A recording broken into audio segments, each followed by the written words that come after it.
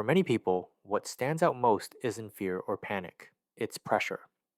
A steady, persistent sense that everyday decisions require more attention than they used to. That even when things are stable, they don't feel comfortable. And that contrast between stability and comfort is one of the defining features of this moment. In past economic slowdowns, the signals were loud. Jobs disappeared quickly, spending froze, confidence collapsed. But today's feels different. Most systems are still working, people are employed, businesses are operating, markets appear relatively calm, and yet the margin for error feels thinner. Small expenses carry more weight, planning feels more constrained, progress feels slower. One of the reasons this pressure feels so persistent is that the structure of everyday costs has changed in ways that don't easily reverse. Over time, a larger share of household spending has shifted into categories that are difficult to adjust month to month.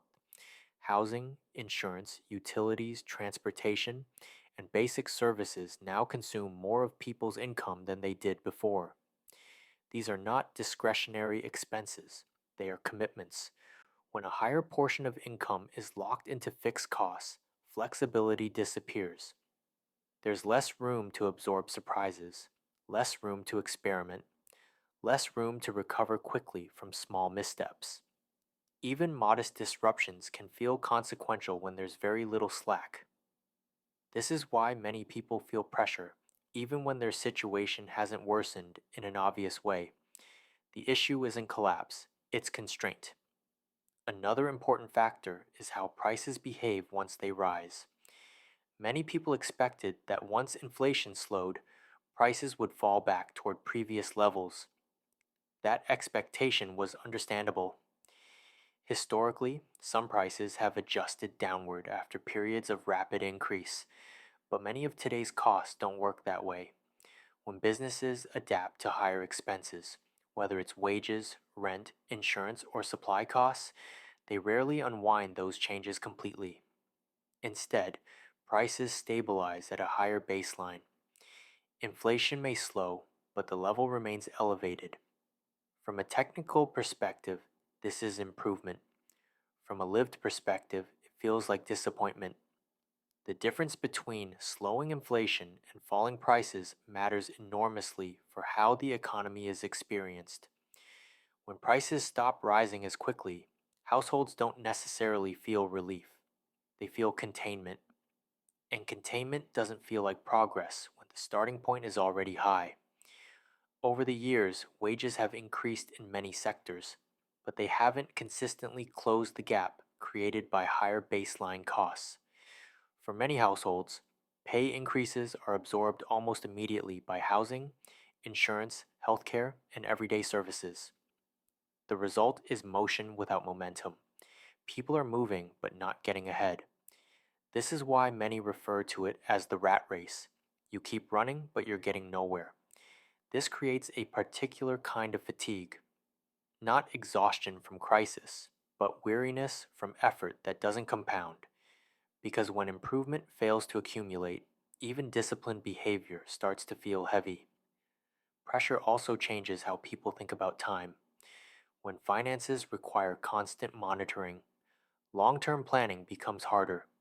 People prioritize liquidity and flexibility. They delay commitments.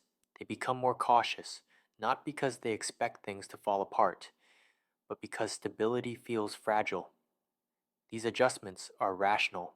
They are signs of adaptation, not fear.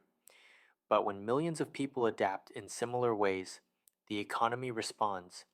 Spending becomes more selective. Large purchases are postponed and growth slows quietly. Businesses are responding to the same environment. Most are not preparing for collapse. They are preparing for uncertainty. Instead of expanding aggressively, many firms are prioritizing resilience. They are protecting margins. They are managing costs carefully. They are being deliberate about hiring and investment. This is why the job market can feel tight even when unemployment remains relatively low. Hiring hasn't stopped, but it has become more selective. Companies are filling essential roles while delaying discretionary ones. Decision timelines are longer. Competition feels sharper. From the outside, it feels like slowdown, but looking on from the inside, it's caution. Recent years have also reshaped how businesses think about risk. Supply disruptions, rapid cost increases, and sudden shifts in demand left an impression. So, even as conditions stabilize and confidence returns slowly, firms remember how quickly assumptions can be invalidated and that memory matters. It leads to conservatism in decision making, and that conservatism reinforces the same pressure households feel. What makes this phase especially difficult is that there's no obvious release valve.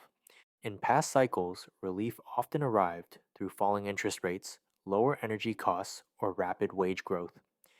Today, those mechanisms still exist, but their effects are slower and more limited. They help at the margin, but they don't reset the baseline.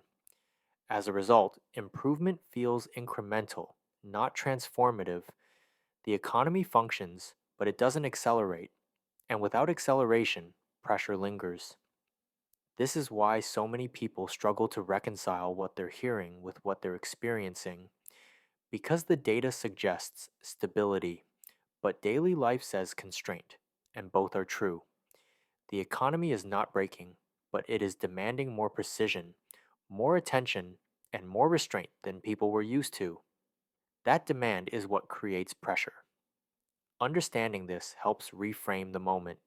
It shifts the conversation away from fear and toward adjustment, away from prediction and toward interpretation.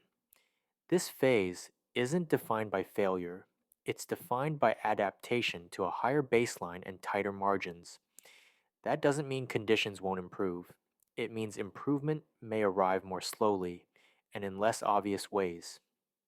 Pressure feels uncomfortable because it asks for patience without offering reassurance.